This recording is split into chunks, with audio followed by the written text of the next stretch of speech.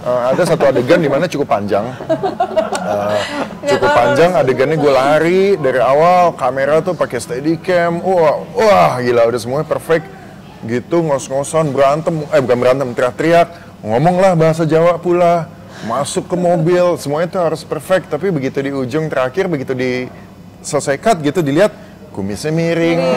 Pokoknya sequence yang di pantai itu, kalau misalnya di trailer kan ada yang beberapa di pantai gitu, itu cukup menguras physically sama mentally sih. Dan aku sebagai pemain yang udah pernah beberapa film di Hitmakers tuh merasakan bedanya.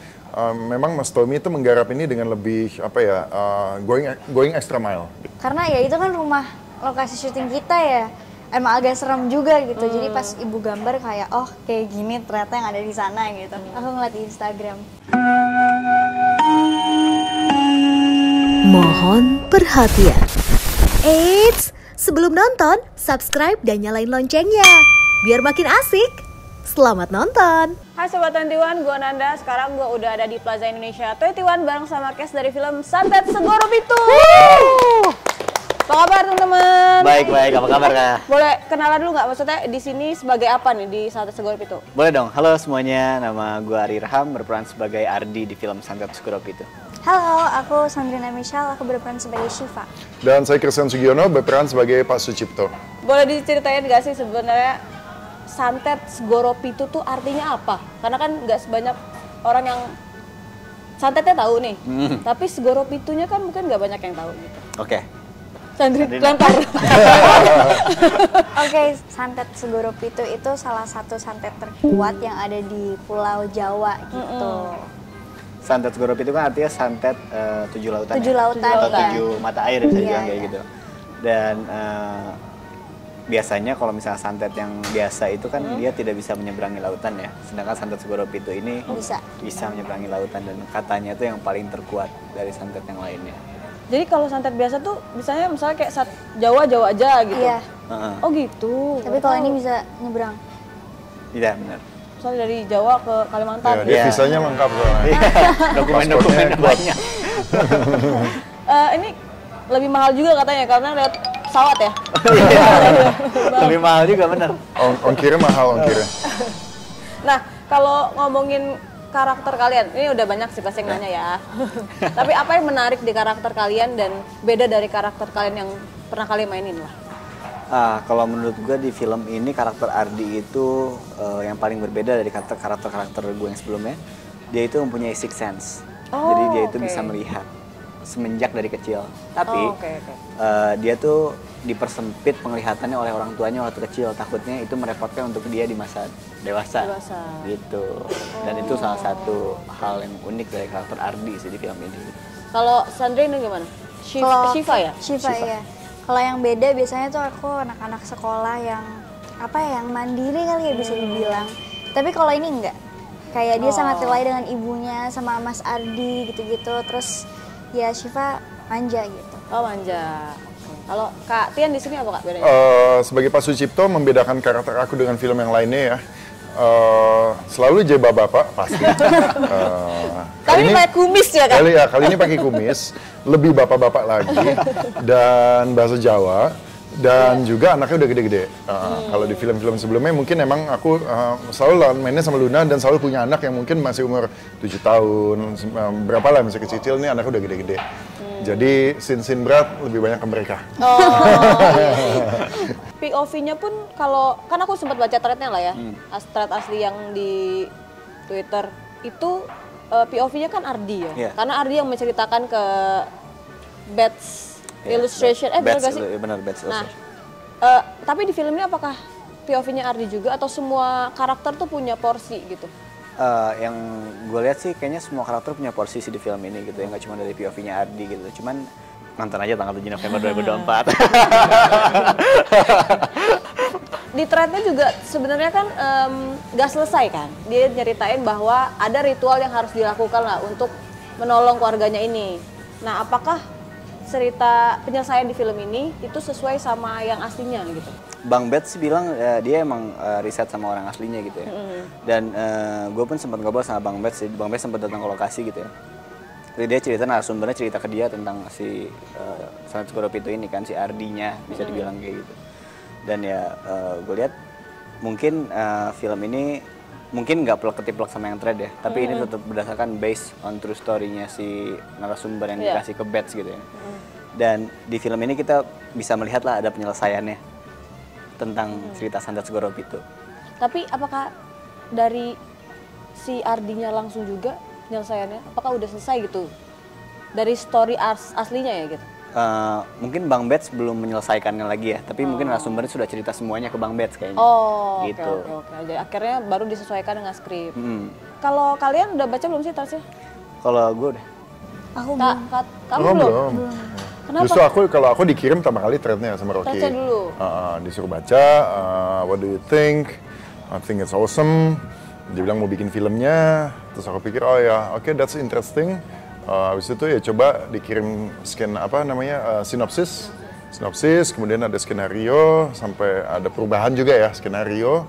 Dan ya seperti itu, memang dari threadnya sih cukup menarik, cukup serem juga gitu ya, karena emang apapun yang based on true event itu kan pasti kita jadi lebih relate gitu ya.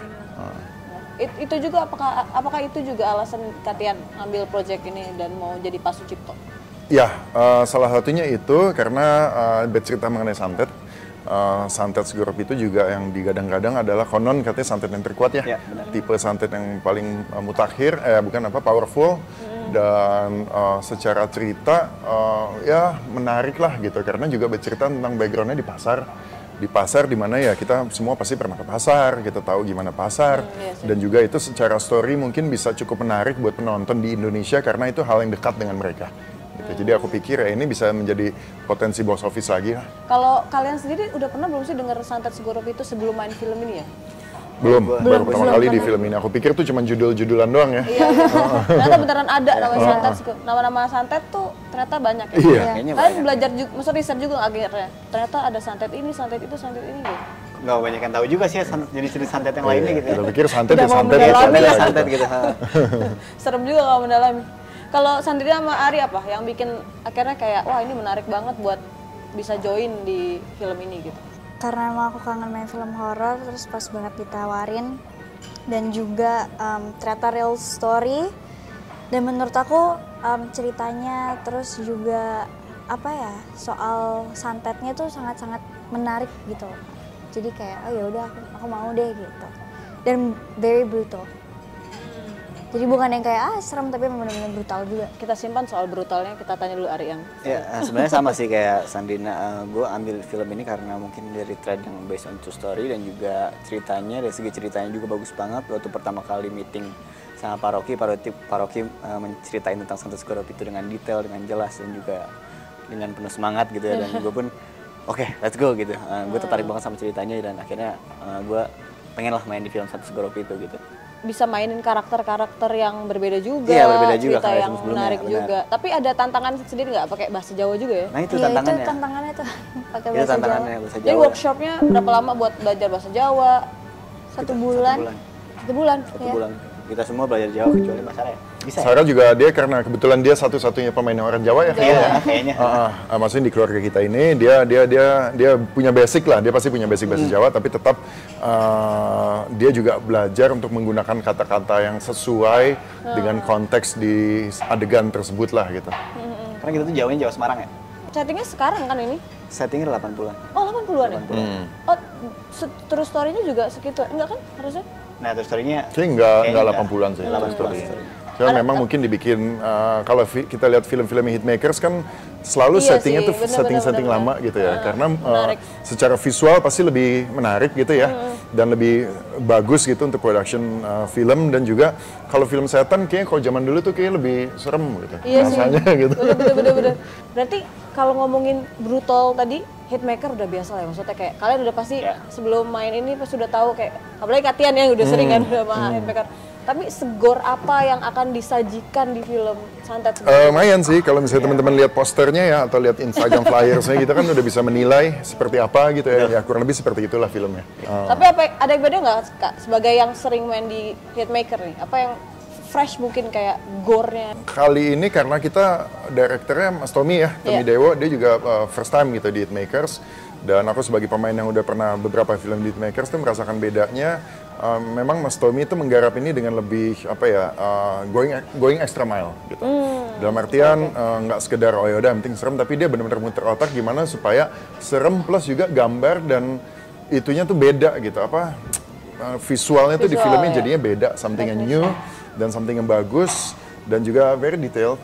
Satu adegan yang kita lihat di skrip satu scene dipikir kita bisa digarap cuma 1 hari atau setengah hari, itu ternyata 2-3 hari gitu. Jadi memang sedemikian rupa kita kerja kerasnya Detail, untuk ya. dapat hasil yang bagus. Itu prosesnya apakah teknisnya emang rumit sampai berhari-hari apa gimana? Ya teknisnya rumit pasti gitu ya. Kalau film horor kita mau bikin adegan terutama yang banyak efek dan banyak teknis tuh emang harus detail, teknisnya rumit dan juga kebetulan apa namanya ya adegannya panjang gitu. Adegannya panjang, melibatkan Sequence beberapa ya? pihak, ada yang jadi setan, ada yang jadi orang biasa, apa begitu-begitulah. Setannya aja make upnya udah setengah hari sendiri. Dialog, belum suara, Kayak gitu. pesawat Makeup, apa. Iya. Suara pesawat. Suara kan banyak ya. Gangguan teknis. teknisnya gitu. Oh iya, yang Belum akhirnya terhitung kayak sama oke, itu gitu. belum cuaca, Ya, yang kayak gitu-gitu ya. Tadi kan Kak Tian udah sempet nyobetin kalau teknisnya rumit. Maksudnya yang aku lihat pun di trailer kayaknya gore-nya tuh kayak muntah lah, segala macam. Itu tuh boleh nggak sih ceritain prosesnya tuh gimana sih teknisnya biar kelihatan muntahnya real gitu? Kalian tuh apa dipasangin kayak selang terus? Ya pasti kalau itu yang Pak Sucipto muntah di meja makan Iya, itu itu. muntah darah ketika dia pertama kali merasakan santet itu ya. Iya, iya. Dan secara teknis ya memang ya pakai teknis gitu, nggak usah gue ceritain detail lah gitu, jadi nggak seru nanti kan. Itu banyak pihak yang terkait gitu. Saya pemain, kemudian juga orang artnya, penata artistik yang dia harus tepat gitu ya. Ketika adegan saya buka mulut, ya muntahnya harus keluar. Gue buka mulutnya kenceng, kalau muntahnya cuma netes nggak dapet. Begitu juga sebaliknya, kalau gue adegan atau ekspresinya kurang merasa apa tapi muntah yang ngocor itu nggak dapet gitu ya. Dan juga di meja makan ada pemain-pemain yang lain, ketika ada adegan salah ya harus diulang lagi, dibersihkan Iya lagi, lagi, itu ribet banget, dan segala macem lah gitu, kayak begitu-begitu. Itu effort itunya ya yang bikin juga prosesnya adegannya tuh sih terlihatnya simpel gitu ya, oh muntah doang gitu. Tetapi ketika di take ya emang banyak harus diulang ya. Tapi kalian ada nggak adegan gore yang akhirnya tuh kalian serem sedih? Kalau dulu kan pas yang di Panggonan Wingit, kalian pernah cerita juga pas yang dibuka itu kan kalian kaget sendiri kan? Kalau kalian ada nggak sih pas sebagai aktornya yang di sana terus kayak, wah seru banget nih. Gimana ada di? sih, Kak. Ada. Nggak usah diceritain ya, takut. Ya spoiler. pokoknya pas ketemu hantunya lah. Ketemu Terus habis hantunya. itu pas take tuh beneran ngerasa kayak orang dikejar-kejar ngelakuin sesuatu dan beneran takut gitu. Takut. Sampai deg-degan sendiri. Kayak aduh dia kesini nggak ya? Gitu-gitu. Dan beda-beda juga kan katanya makhluknya di sini Iya, tuh beda-beda. banyak, nggak cuma satu gitu kan. Kalau di horor lain kan kayak cuma satu sosoknya, kalau ini banyak. Bener-bener banyak. Dan juga nggak stereotype gitu maksudnya. Hantunya tuh nggak yang bentuknya. kayak pocong, kuntilanak gitu, beda-beda semua gitu. Ada yang nggak yang paling serem? Yang paling Ada, serem ada. Big Boss-nya ya, Big Boss-nya. Big Boss-nya. Big Boss ya? Big Boss-nya. Final battle ya? Final Final battle. battle. Big Boss-nya. Paling serem the Big Boss-nya. Ada berapa jenis di sini? Iya, monsternya. banyak Kayaknya nggak kehitung deh Kak. Banyak banget soalnya. Lumayan banyak soalnya. Beneran banyak banget. Beneran banyak banget. Dan semuanya beda-beda. Semuanya beda-beda. Oh, ada level-levelnya lah. Ini kayak masih level 1, level 2. Ada. Tapi itu gila emang ini Hitmaker gokil sih. Hantunya tuh beneran all out banget dan juga beneran beda semua dan juga nggak ada yang sama sekali. Dan dibikin benar-benar proper gitu Iya, kan. Gila banget. Kita jadiin kuis kali ya. Berapa jumlah Nah, itu tuh. ya, hantu yang ada di santet segala Bener, biar bener. pada nonton penasaran ngitungin sambil kayak oh 1, 2 gitu. Make upnya aja hantu udah sendiri 2 jam. Gitu. Dia bisa setengah hari bener deh. Iya bener ya. Heeh.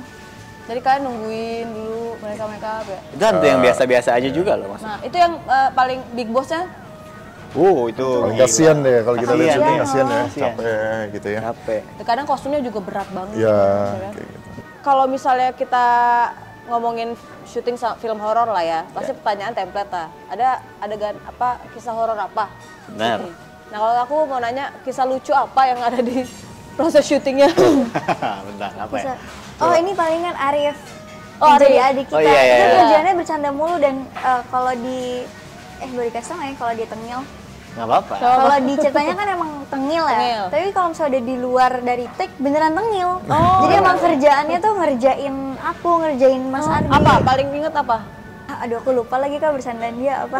Ya, Cuma pokoknya ya tengil ya, tengil dia tuh, ledek-ledekan gitu lah. Syifa katanya ini gitu. Iya, iya. Gitu. Nakut-nakutin gitu nggak? Enggak sih, Enggak. cuma lebih ceng-cengin aja. Katanya bilangnya nggak mau ini, tapi ternyata sekarang malah mau kayak gitu. Gitu. Ada momen dia yang kayak dia tiba-tiba ngeliat Gor terus nangis, ada yang kayak adegan, kan dia ada adegan berat yang kan di trailer tuh kayak ketusuk. Beberapa Gitu kan. kali. Itu gimana tuh dia? Kalau nggak salah berapa kali sempat nangis. Oh iya. Tek-tek adegan-adegan ya yang ada gitu-gitunya tuh sempat nangis. Nggak mau gitu. Ya cuman di awal aja mungkin dia kaget gitu ya, kayak Iya. apa namanya, ada suara wush atau apa gitu, jadi kaget mungkin, nggak biasa kayaknya. Tapi akhirnya, Gitu. Tapi akhirnya oh ngerti ya ini film gitu. kalau Kak Tian apa yang paling diingat Kak? Ya sebenarnya sih ya, tadi bukan lucu kali ya, tapi menurut gue ini something yang menarik buat gue itu adalah ketika adegan pasar kita menggunakan set beneran, tapi itu di set 80-an dan gue cukup salut gitu sama tim artistiknya, tim artnya, mereka bisa menghadirkan properti atau barang-barang yang emang asli dari tahun 80-an gitu. Jadi bukan sekedar di print atau bikin mock up, tapi yang tadi gue sempat cerita di mana-mana juga bahwa ada shampoo nih yang gue tahu ini pas kecil nih shampoo ini nih terkenal nih di mana-mana, sekarang udah nggak ada gitu. Terus ada makanan masa kecil atau apa yang jadul-jadul yang udah nggak ada bisa dihadirkan lagi, dan menurut gue ya menarik sih gitu. Jadi nostalgia dikit lah. Padahal tuh setnya agak gede kan, maksudnya gede kan, bukan yang cuman kayak satu warung doang gitu kan. Satu Ya, pasar. kalau pasarnya kita pakai Satu pasar jalan. Iya kan, beneran. pasar beneran. Itu kayak satu sepanjang jalan, banyak kios-kiosnya. Ada yang dibiarkan intact atau apa adanya, ada juga yang di set di depannya dikasih fasad supaya ceritanya kayak toko zaman dulu. Nah, tapi yang detailsnya itu kalau di adegan shoot di Pak Sucipto punya Sucipto. etalase gitu. Detailsnya di situ. Ini effortnya udah bukan di aktornya doang, Oh, semuanya. setnya, semuanya, monsternya juga. Jadi harus nonton effort mereka ya. Nah, kalau kan ini syuting sama Ibu Sarah ya. Ya. Kan Ibu Sarah punya six sense, beneran. Nah, kalau Ari sempat belajar juga sama, maksudnya secara gimana sih kalau orang yang punya six sense tuh, apakah dia seperti ini? Oh dia iya seperti iya, apa? apa namanya, gue sempet nanya juga kan waktu pas reading gitu kan sama Mbak Sarah gitu ya, gimana ya rasanya orang yang punya six sense tuh kayak apa gitu. Ya kamu bayangin aja katanya, kamu di mana-mana kamu selalu diliatin sama satu sosok gitu, atau makhluk atau entitas gitu. Oh gitu ya. Ya udah akhirnya gue cobain aja, gue nerapin itu ke dalam kehidupan gue pribadi gitu. Kayak misalkan gue lagi di kamar sendirian gitu, terus gue bayangin ada sesuatu yang ngeliatin gue dari ujung gitu, rasa gelisahnya, rasa nggak enaknya, rasa takutnya gitu, masukin aja supaya gue bisa masuk ke dalam karakter Adi lebih lekat lagi gitu. Ya udah akhirnya gue coba dan juga gue riset juga sih tentang orang yang punya six sense itu kayak apa gitu. Tapi kalian adanya Ibu Sarah malah merasa terlindungi atau malah kayak, Bu, kalau ada sesuatu jangan cerita ya? Kalau ada ngeliat sesuatu gitu-gitu. Katanya kan ngeliat juga, sempat ngeliat kan? Kalau gue sih merasanya aman aja kalau Aman ya? Sama sih kayak Dijagain aman, aman udah, aja. udah aman. Tapi Udah nggak aman pernah ada pasti. cerita-cerita itu? Ibu nggak kayak, Ri, sebelah kamu ada Sandrina. Nah, tapi ya Mbak Sarah tuh emang kayak gitu kan kalau misalnya di lokasi tuh apa namanya, kalau misalnya kita lagi break misalkan cut gitu ya, Adi tahu nggak di situ tuh ada itu loh gini, nih ibu udah gambar nih kayak gimana. Oh iya? Kayak gitu, dia ngapain di situ ya, diem aja katanya. Oh dia cerita kayak gitu aja sambil kita ngobrol chit chat sambil nungguin next shot. Biar gitu. nggak terlalu serem lah ya, jadi Iya, santai chit chat ngobrol. aja gitu. Kalau Sandra gimana? Aku kalau yang sampai digambarin kayak nggak ada, tapi aku pernah dengar ceritanya karena dimasukin di Instagram ibu juga kan, sempat yang penasaran itu juga. Iya yang gitu ya, karena ya itu kan rumah lokasi syuting kita ya, emang agak serem juga gitu. Jadi pas ibu gambar kayak oh kayak gini ternyata yang ada di sana gitu. Aku ngeliat di Instagram. Itu masih proses syuting ceritanya? Masih. Masih. Tapi nggak jadi takut ya? Oh well, ya mau gimana ya? Syuting? Banyak kru ya? Yang banyak Iya. oh iya. Nggak ada, tapi nggak ada adegan yang sendiri gelap di itu gitu ya?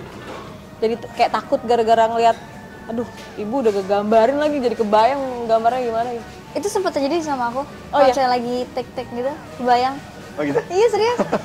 Karena rumahnya serem kan. Iya, iya, Jadi iya. kayak aduh ini ada apa ya di sini gitu loh, dan Kayak agak-agak misalnya kunci menegangkan di luar gitu. semua ya? Iya. Terus lu tek Krunya sendirian dalam di ya? luar semua. Aku misalnya masih harus ada di dalam, action baru keluar. Kan pasti nungguin di dalam dong. Itu kayak aduh tuh ada boneka gerak nggak ya gitu. Tiba-tiba wah gitu ya? Iya tiba-tiba nengok gitu kan nggak lucu ya kak? Tapi kalau Kak Tian gimana Kak? Proses syutingnya ke semua juga sih, kayak apa yang paling akhirnya Mungkin lebih challenging dibanding adegan-adegan yang lainnya gitu. Ya, aku syuting 4 film terakhir aku sama Hitmakers, semuanya horor pastinya. Iya. Selalu apa ya, selalu memang tadi aku bilang nggak hanya director going extra miles, tapi juga dari set, dari art, dari ya lokasinya aja kita syuting sebulanan di Jawa Tengah dengan berbagai lokasi, ada di Yogyakarta, ada di Magelang, ada di Klaten, ada di Pantai Selatan dan lain sebagainya. Itu dari perpindahan satu lokasi ke lokasi lainnya cukup ini ya, cukup melelahkan gitu ya. Meskipun kita punya base camp di Jogja dan di Magelang, tapi ada syuting di gunung. Ada ketika Pak Sucipto mendatangi sebuah rumah di sebuah desa, benar-benar rumah di Gunung Kidul, kesananya hampir 2 jam, terobos hutan apa segala macam, dapat setnya bagus gitu ya. Ya memang untuk mendapatkan sesuatu yang maksimal kan ya harus begitu ya, gitu ada prosesnya dan menurut aku itu challenging, tapi juga kalau ketika lihat hasilnya, aku udah lihat sedikit gitu gambar-gambar di hasil editingnya bagus sih. Jadi ya it pays off. Jadi makin penasaran hasil finalnya akan seperti apa kan.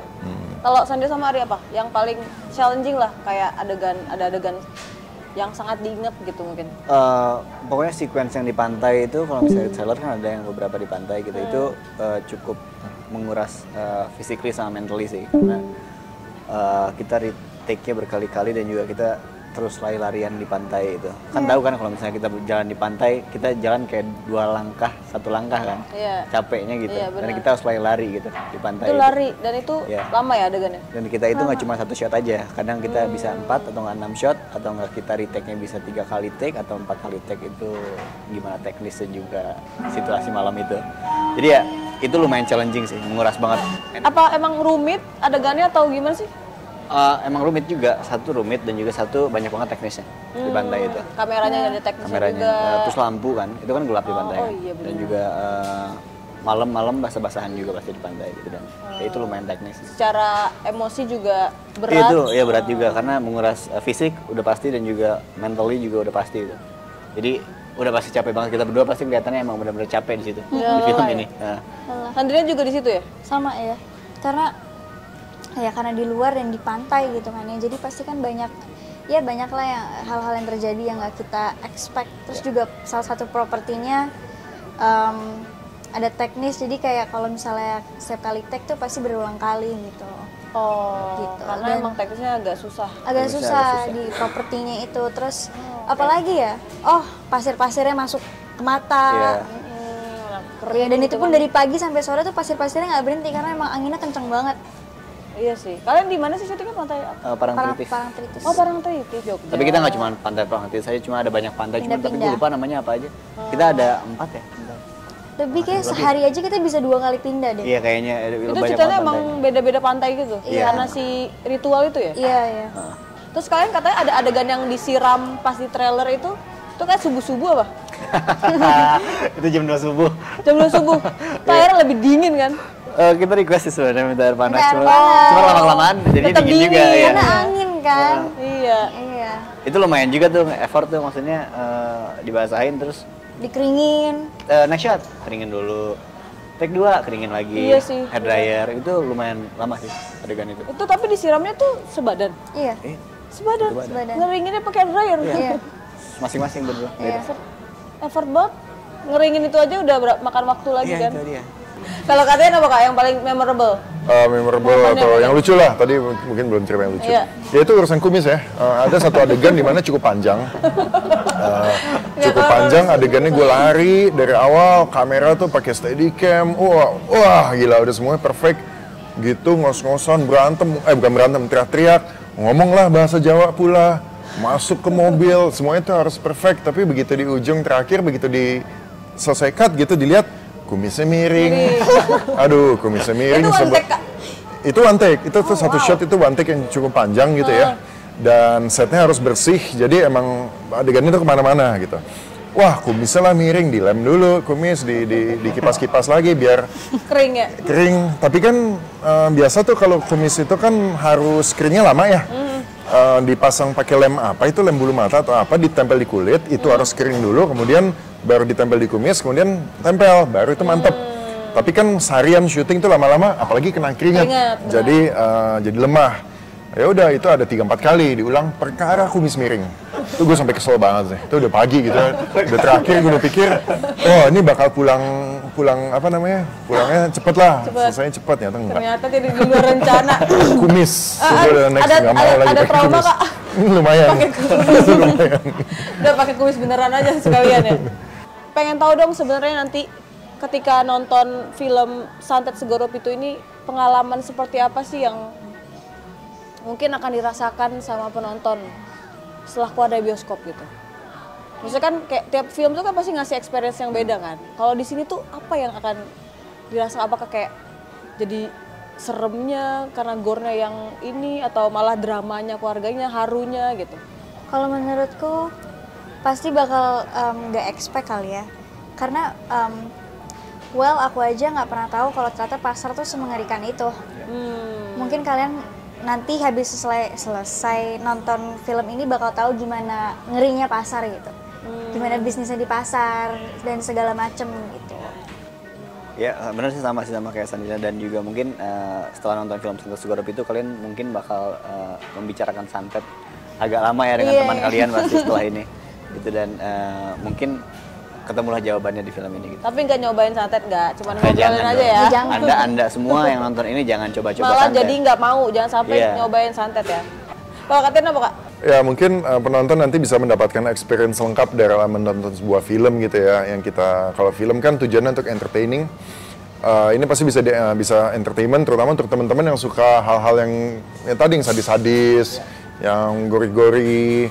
Dan juga ada aspek dramanya juga gitu, dimana bagaimana keluarga, ayah, ibu, anak segala macam diterpa sebuah masalah dan kemudian mereka saling bahu-membahu untuk lepas dari permasalahan itu, yang kemudian ada ceritanya lagi yang ternyata oh begini, oh begitu, ada twistnya juga, dan juga ya itu tadi lengkap deh. Ini film Santet Segoro Pitu ya, mudah-mudahan menjadi film yang lengkap, bisa ditonton ketika nonton bioskop. Yang suka horor puas, yang suka ada drama-drama touchy-nya dia akan kena hal-hal yang menyentuh, dan juga untuk yang hal lainnya mudah-mudahan bisa dapat juga. Ngasih experience yang beda lah buat penonton di luar sana. Pokoknya all you can feel. Wow, all you can feel. Ini sebenarnya kisah nyata kan? Ya.